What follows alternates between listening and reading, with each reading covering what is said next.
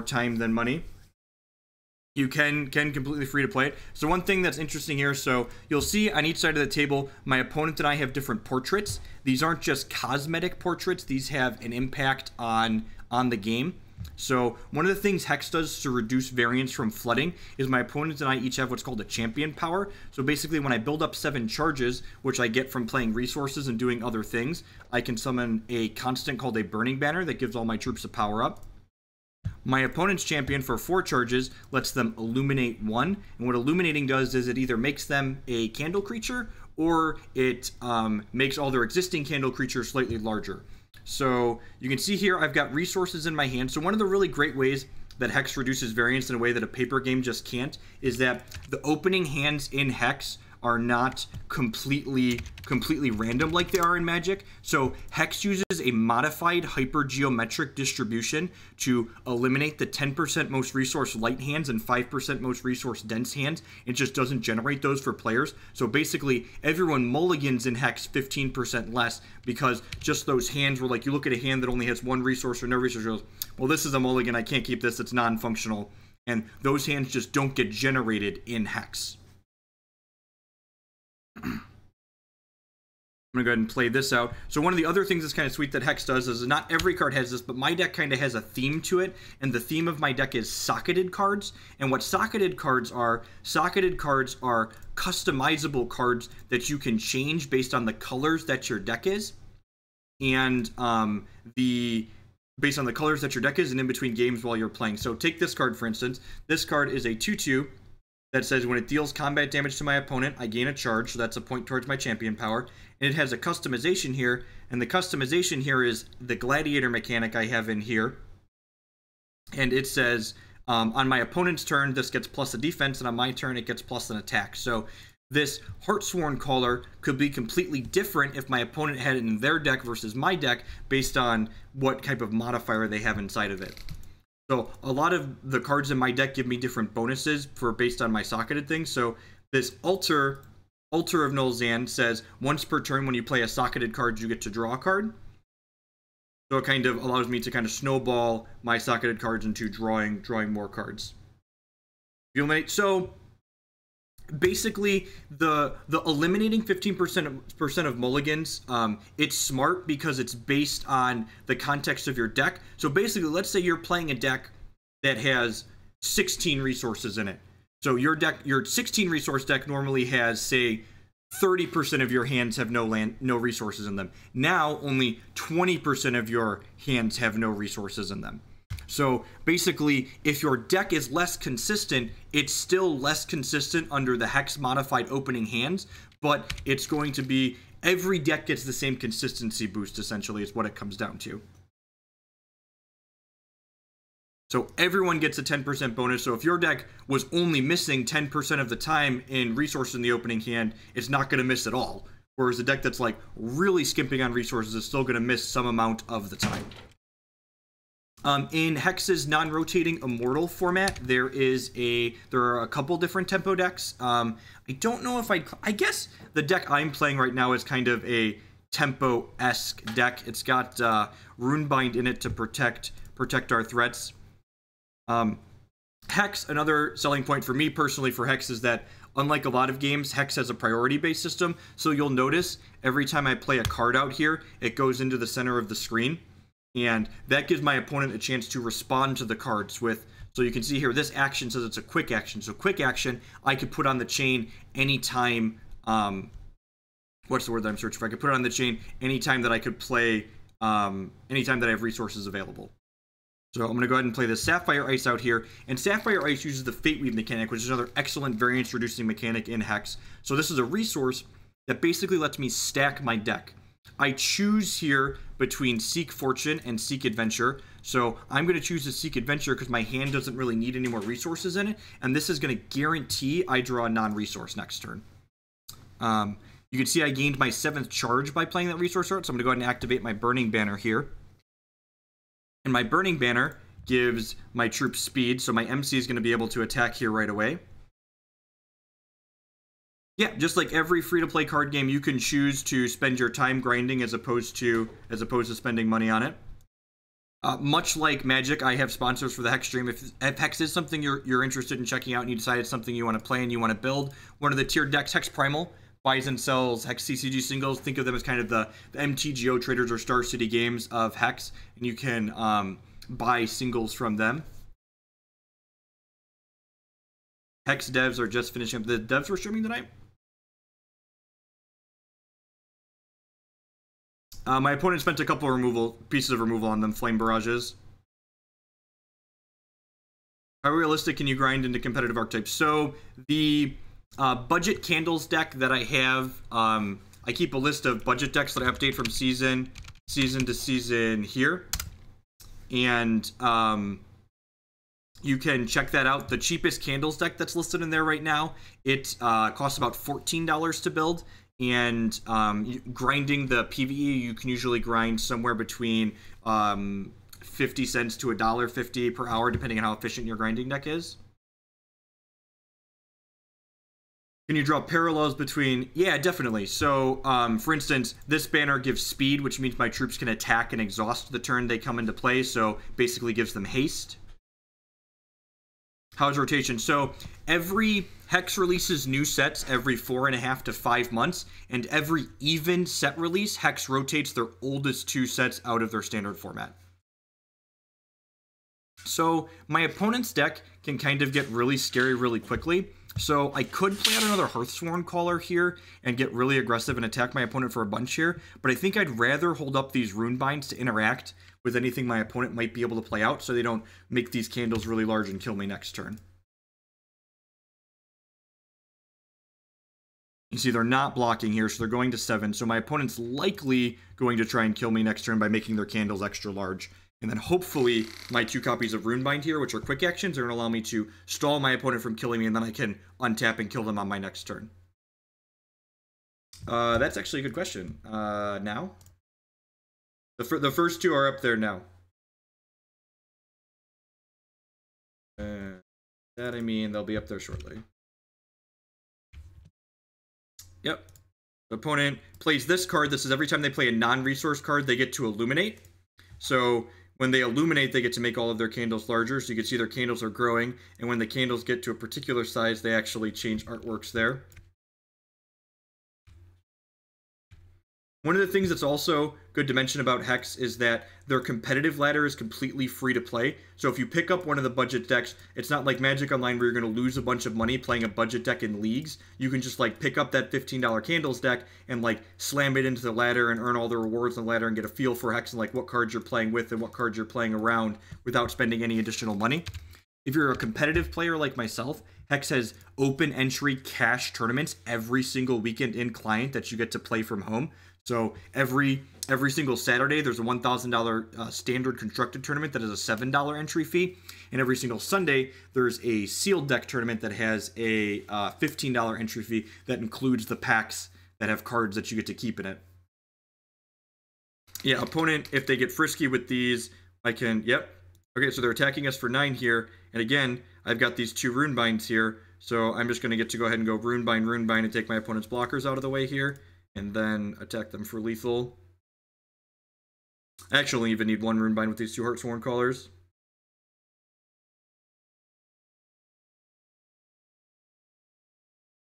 And it's funny, some really hardcore Magic players, people ask me like, so how much does Hex pay you to advertise Hex? It's like, they don't pay me any money to advertise Hex. I play Hex because I enjoy playing it. I make money from my Hex sponsor, just like I make money from my Magic sponsors, but Hex Primal is not part of Hex Ends just any more than Star City Games is a part of Wizards of the Coast, etc. Alright, I guess Return to Cinder is pretty good in this matchup. So my opponent's candles tend to get a little bit large, but this card can kind of kill them before they get to that point. I feel like Altar of Nulzann is not particularly stellar in this matchup, so I'm going to bring in some of these Return to Cinder so I can kind of keep my opponent's board in check. Stifling Sting's a little bit expensive and clunky. Darkheart's a little bit expensive, so I'm just going to bring my curve down a little bit here. I think I like that. Runebind's like kind of medium, but again, it can kind of like just time walk my opponent. So Runebind can take any card on the chain or in play and put it into this stasis state off to the side, so it kind of delays it for a turn or 2. which is good when my deck has its aggressive curves.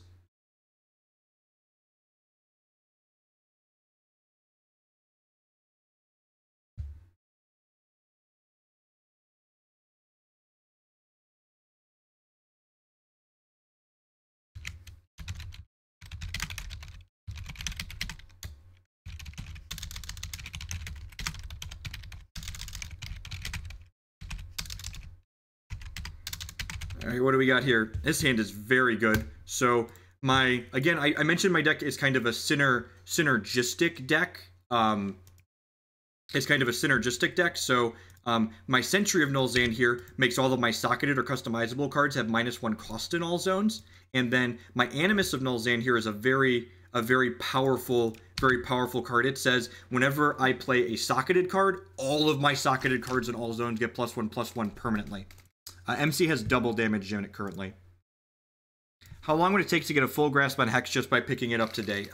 If you're someone that understands how TCG players work and you have a Magic background, it's basically just think of it as if you were learning a new format in Magic, basically. So there is a client-side API for Hex, and usually I have it on the screen, but so Hex very recently added a native Linux client when I asked them to, because their Windows version stopped working under Wine, and we don't have the API working yet under the new Linux client. So Chris is supposed to take a look at that for me later this week. If you're a data junkie like me, Hex is also awesome. Hex publishes every single piece of information about every competitive and ranked match of Hex ever played anywhere. So like when we have a tournament, you can see every deck that's entered by every player in a given tournament, and you can see what every one of those players played against for the entirety of that tournament.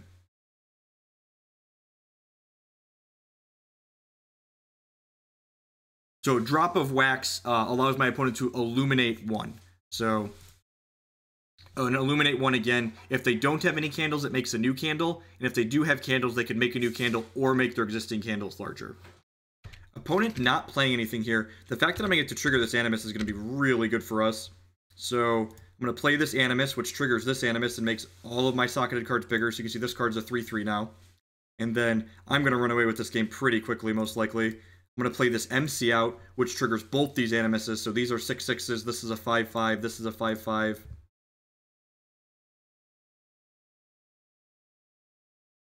The non-budget version of candles, I believe it's about $60. And if you look on the budget link, there's some recommended upgrades in there. There's one rare that's somewhere between $5 and $7, depending on the day. And then there's another, oh geez. So one of the things I love that Hex does is that in addition to making really powerful threats, Hex makes really powerful answers. So this is Arcing Rust. All of my cards were artifacts, and Arcing Rust says destroy 3 target artifacts. So, yeah, just again, super powerful cards, kind of a blowout. The competitive tier 1 decks usually range somewhere in price in Hex, somewhere between $50 and $150, depending on the season. Again, Hex has the full buy, sell, trade secondary market, so you can't just say like, oh, the decks are always X or always Y, because their prices vary from season to season.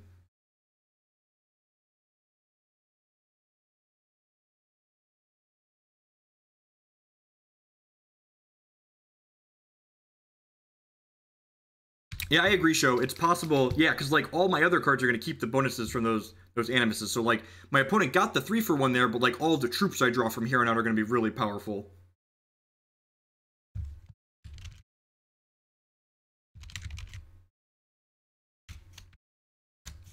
Get my videos uploaded.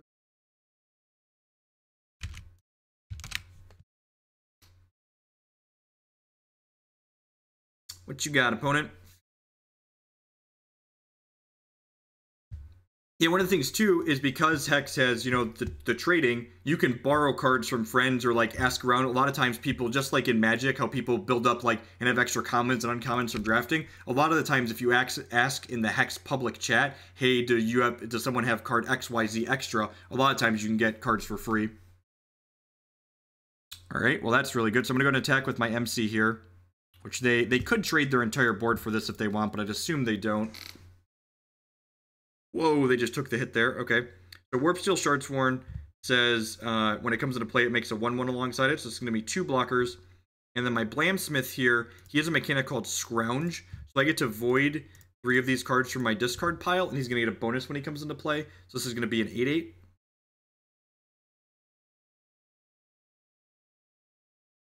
So I've got some pretty large troops here. And my Emsee here, you might have noticed this last game, I don't think I mentioned it. This card's very powerful. Again, another one of my socket synergy cards. Whenever this card readies, so when it untaps, it takes a random socketed card from my deck and puts it into my hand. So every turn that I ready with this, I get to draw an extra card. That's guaranteed to be a piece of action.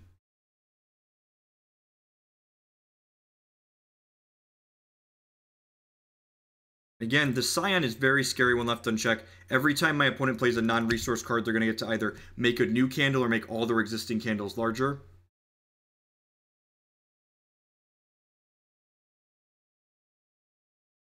Yeah, Inspire. That I knew there was a magic name for that mechanic, but the magic mechanic was never constructed playable, right? Now, again, my opponent's just going super wide here because they're going to need chump blockers to keep my Emsee at bay.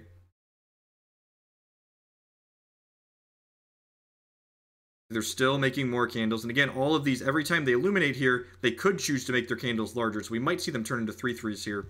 So even though I had a pretty aggressive start here, it's looking like my opponents have mostly stabilized the board. Again, the Scion is kind of a must-kill on sight, so the fact that they've been able to have that in play is kind of terrifying.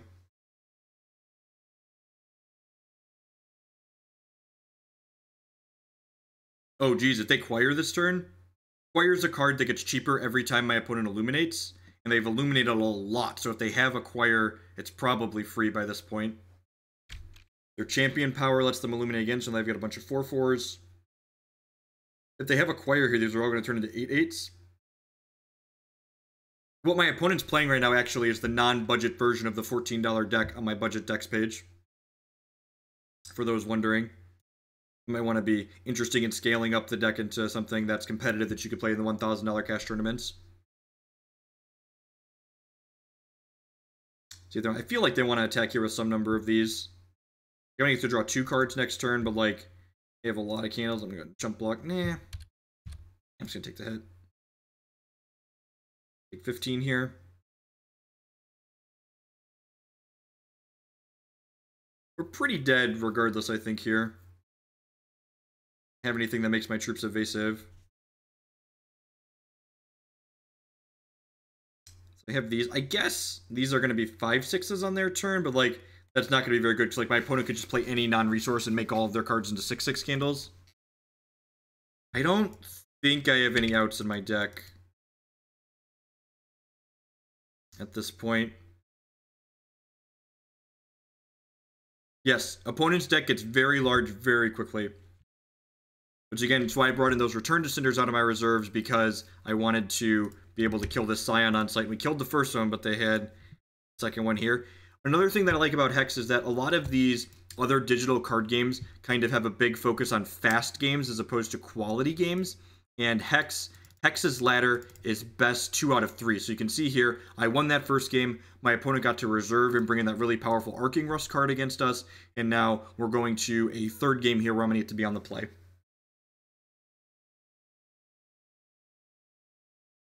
So the tempo loss from that Arcing Rust is a little bit too much for me to recover from. So first here, yeah, seems pretty good. It's got Sentry into Animus into Warpsteel. I don't have any Ruby thresholds for these Return to Cinders, but I can play Sentry, Animus, and Warpsteel without any Ruby thresholds, so hopefully we'll hit one at some point. Play that, play my Sentry.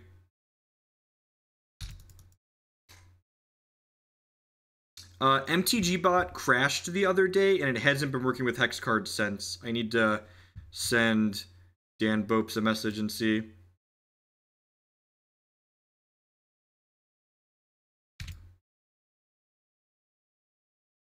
WorkerBot is not in the chat because MTGBot has been doing Hex cards recently.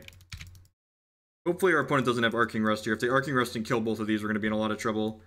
if we get some triggers off this, like if we hit a Ruby Shard next turn and get to go Quenchinator into Warpsteel, just like being a really good spot.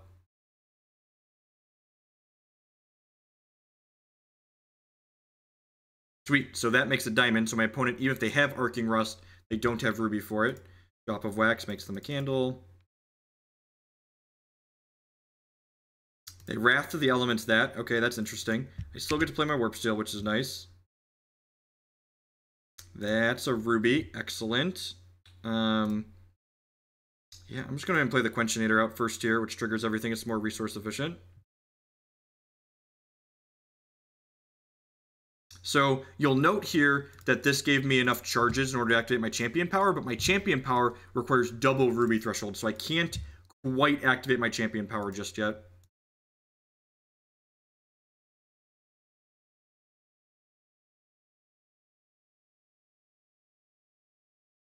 If I get to trigger this again, I'm going to be in a really good spot.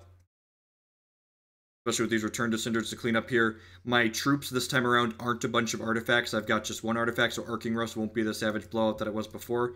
In fact, if they have Arcing Rust, they probably want to play it on just this at this point.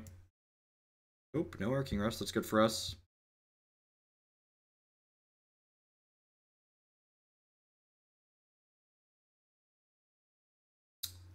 There's some Affinity S decks that are like tier 2 in Hex's non-rotating format.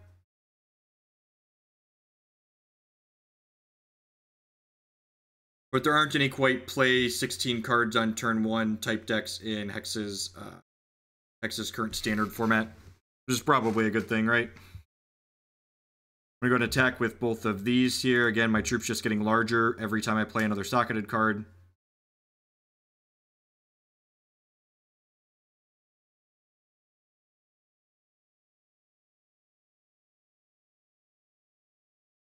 Hex's non-rotating format has, there's 2 weekly events for it every week, and then every other month there's a large tournament that pays out a significant amount of store credit at Hex Primal.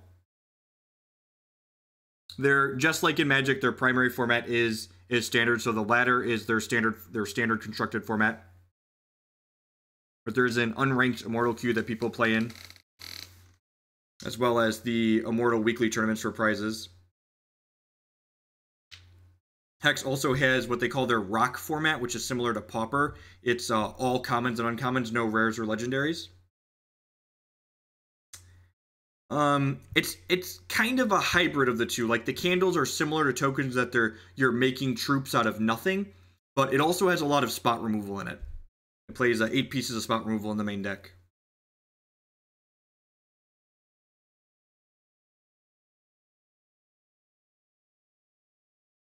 Opponent just fumbling around here with cantrips, so Fate Weave and draw a card.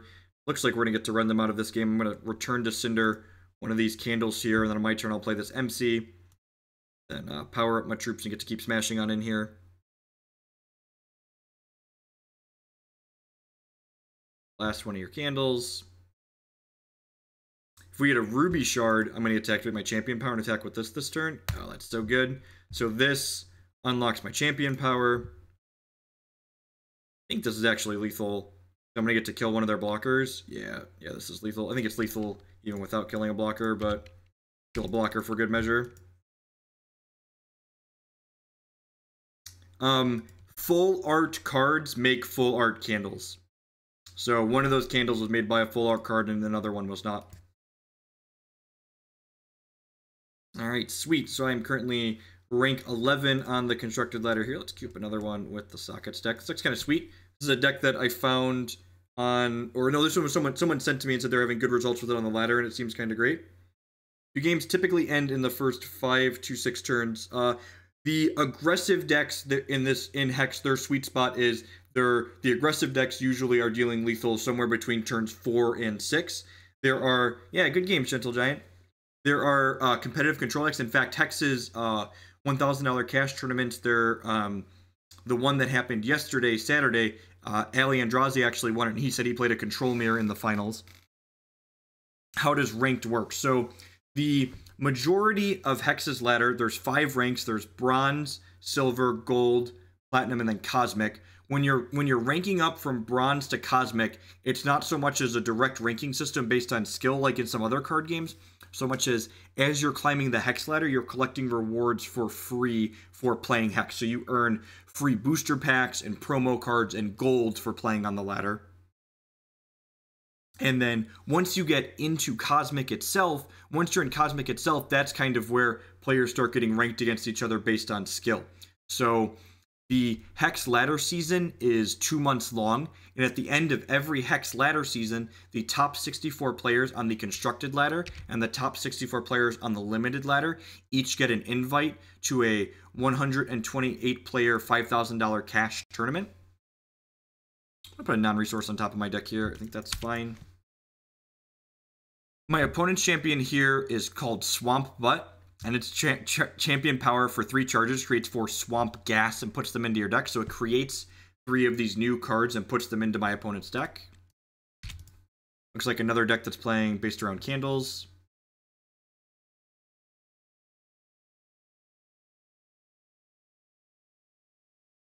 I'm going to play this out and play Altar of Nulzann. Again, playing Altar out before I start playing my Socketed Troops out is ideal because Altar generates card advantage for me. It says once per turn, whenever I play a Socketed card, I get to draw a card.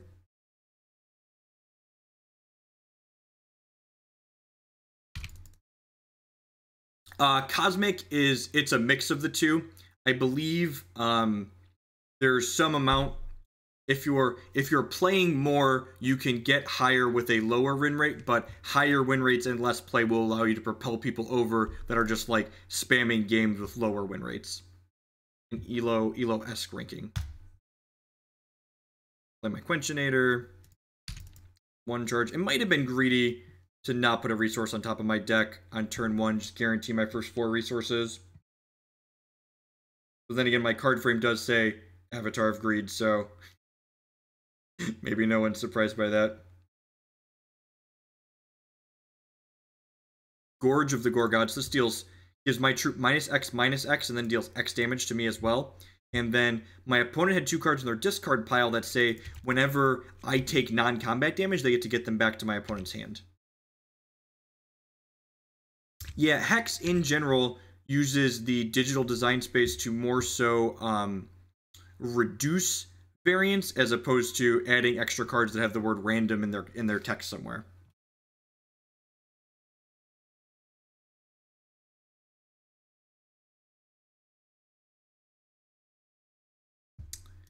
Alright, so I'm going to hit this, which lets me attack with my Emsee right away.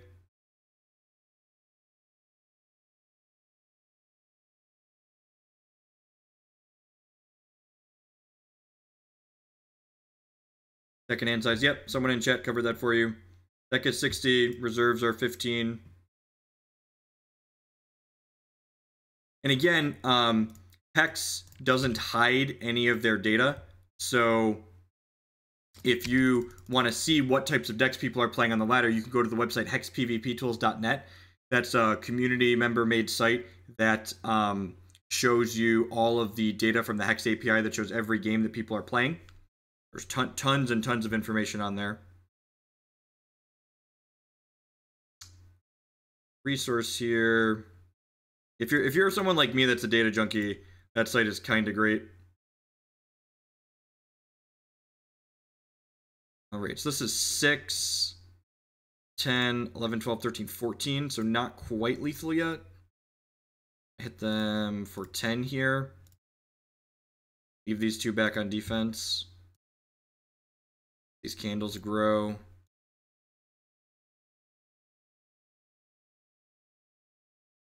Wow, that's good.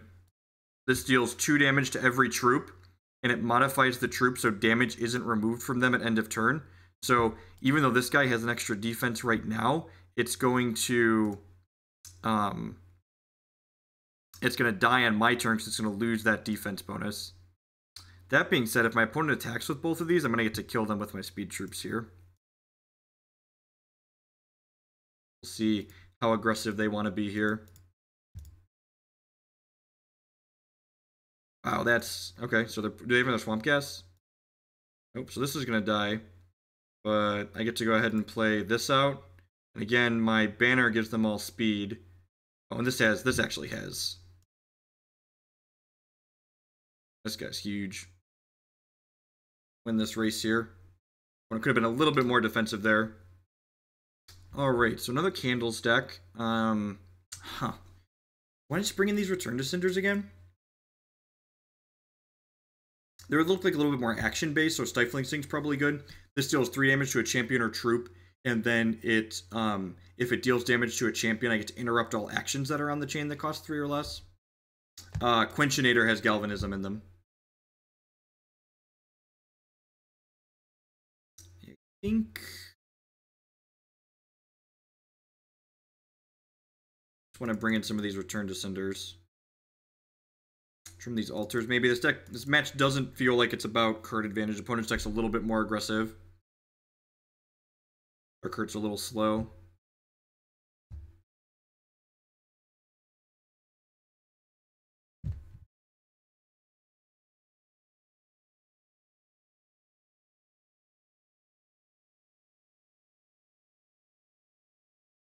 Runebind and Gorge God, yep, is definitely...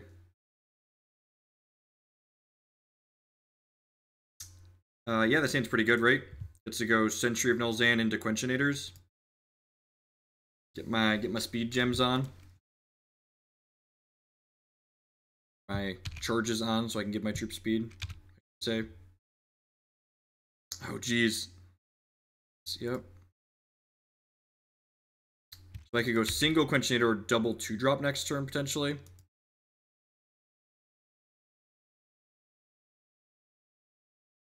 I don't think they have any 1-cost blood or ruby things that can kill this. It's pretty good. Alright, so let's do this. And then Quench comes down and puts me to 5 charges. So if I hit a non-slow shard next turn, I could go second Quench into Emsee Speed Banner. This says 1 shot. We're killing Quench, sure. Opponent's hand's a little bit slow this game. Non-slow shard would be insane here. That's a non-slow shard. So again, what I mean by slow shard versus non-slow shard for the newer people out there, this resource makes 0/1, which means the turn I play it, it's slow. It doesn't make a resource for me to use right away. This resource makes 1/1, so it gives me a permanent resource, and it gives me a resource to use this same turn. I'm going to play this, do that. I'm going to play this Quenchinator. When it comes into play, it gives me extra charges, so I can get my champion power here. I'm going to play my Emsee. This deck's really good. My buddy, the guy that sent this to me the person that sent this to me was not lying when they said this deck felt powerful. Alright, knock you to 12. If they don't answer this, this is going to ready and start drawing me more troops out of my deck. We got the Stifling Sting to deal some direct damage here. Dark of Night destroys my troops and then summons a Nightfall, which nugs me every turn. I think they're dead, though. We're going to take 4 plus 2. So Blamsmith. This is 3, 4, 5, 6, 7, 8. And then Stifling Sting can put them to... Is this deck budget friendly? It depends on what you mean by budget friendly. This deck's somewhere right in the middle of like what average competitive Hex decks costs, I believe. I'd have to double check what my TCG browser estimates, but it's probably somewhere in the $60 to $80 range if you were to buy it outright. Oh, I can't Sting because I only have slow shards. Yeah, you're right. One is just dead. This deck is gas. Play one or two more with this, and then give Ali Andrazi's control deck a try that he won the bash with yesterday. And the Dark Hearts are definitely something you can budget. So like the 2 Dark Hearts at the top end, we haven't actually cast those, and I've been boarding them out, so I'm not even sure that the Dark Hearts are good.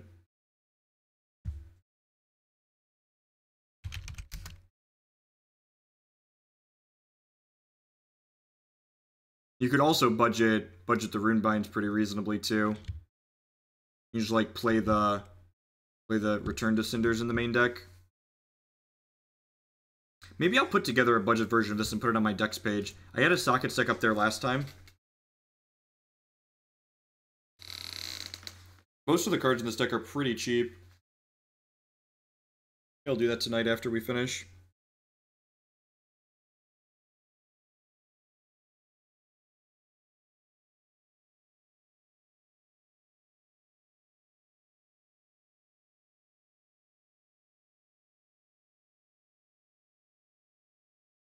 Between rivers, so 23 starting health. Revert and transform a troop you control into a Merry Butterfly, so it turns into a 4/4 until end of turn.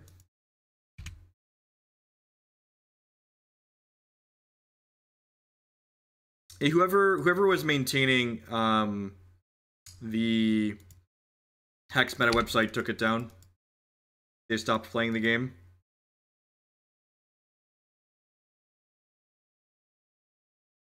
So Hex PvP Tools has a text button for the deck list. Unfortunately, the deck editor in Hex is something that leaves a little bit to be desired currently, and it doesn't allow you to import decks from text directly.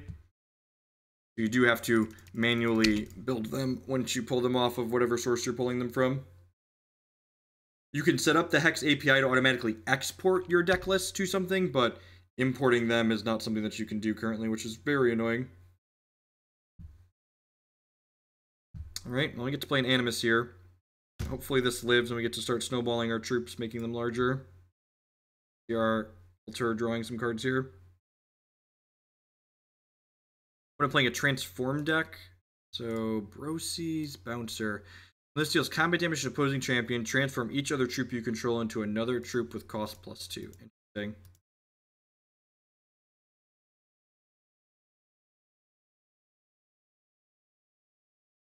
So I'm going to go ahead and play Emsee out here, which makes all my things larger. I'm going to play this and put a non-resource on top of my deck. I'm just passing the turn here. I guess I could Runebind this, start getting in with my Animus, but I think I want to hold the Runebind in case something else scary happens.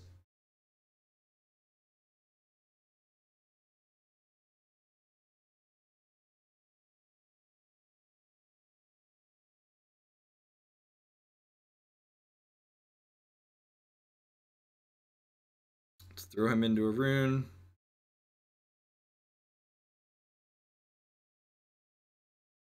You can see here when I transform their card, this card says the first time it transforms, it turns into a different troop. And this says whenever one of my opponent's cards transforms, it gets bigger.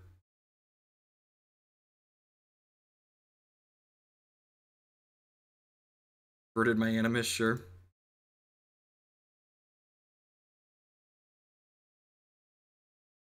Sentry of Nulzann is an insane draw here. It makes all my socketed cards cost less, which means I can trigger them a whole bunch. Well, that's another Sentry, which makes these other ones free. Oh. Grow my children. Grow my children. Oh, Animus is... Oh, I sequenced that in the wrong order. If I would have done this guy first, this socketed card that is create would have gotten powered up from both of these. Slight missequencing there on my part.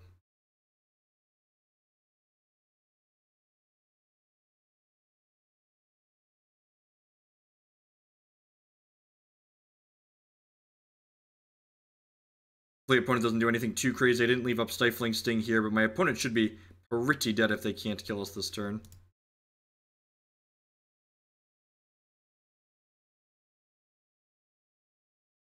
This is going to draw us a socketed card.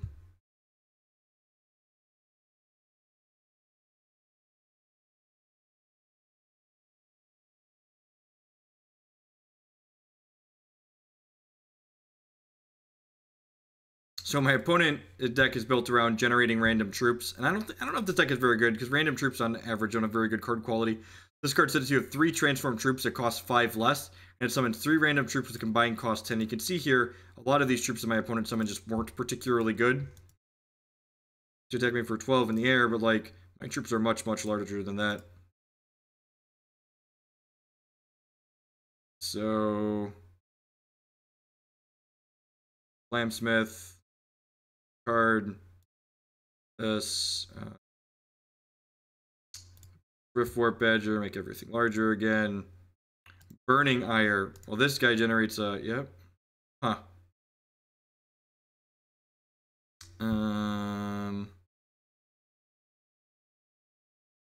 Burning Ire that guy.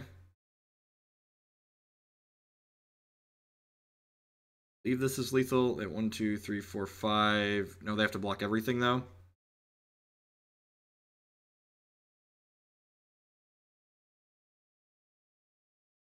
Maybe one resource short of this happening. I guess I was greedy. I should have Fate Weaved a resource at some point. Yeah, if I had charges, they would have died. They're just conceding. Oh, there are 2 from Ire. Well, I thought they had enough blockers. Were they incorrect? All right, again. Gonna be a return to Cinder in matchup, I think. Altar out. It's possible Altar should be in the board while we're laddering. Or trying more aggressive decks, it looks like, tonight. Burning Ire seems pretty good. Blood or Wild Troop. Oh, were they 1 blocker short? Okay, miscounted. Yeah, I'm just gonna sit back.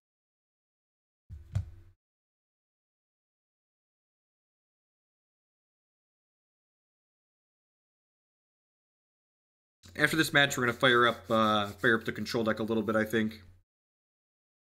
That goes. Okay. A little bit slow. I guess it just needs a non-slow shard, right? I can play Emsee on 2, Animus on 3. And then, if I find a non-slow shard. Right there, perfect. Alright, well, I guess I'm getting a non-resource at the top of my deck now.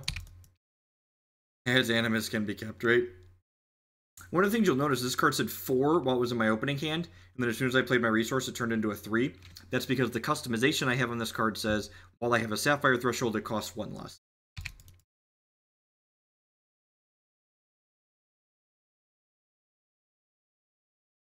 Quenchinator is a phenomenal draw.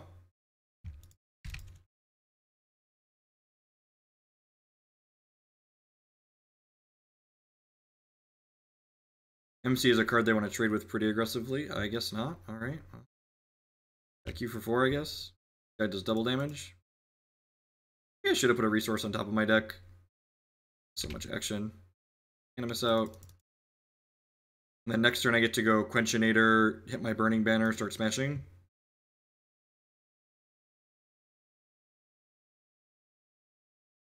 So aggressive. Alright, Quenchinator, trigger, trigger, trigger. Hulk smash. Actually just put them to 1. Alright.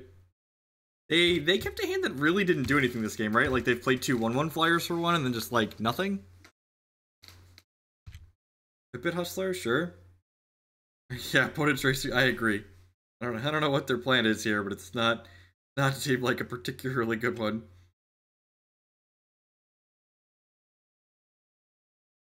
You got a bunch, and again, like there are random effects in Hex. Like my opponent's deck is actually entirely based around random effects, but it's not particularly good. Want good consistent effects. Not what they are doing. All right.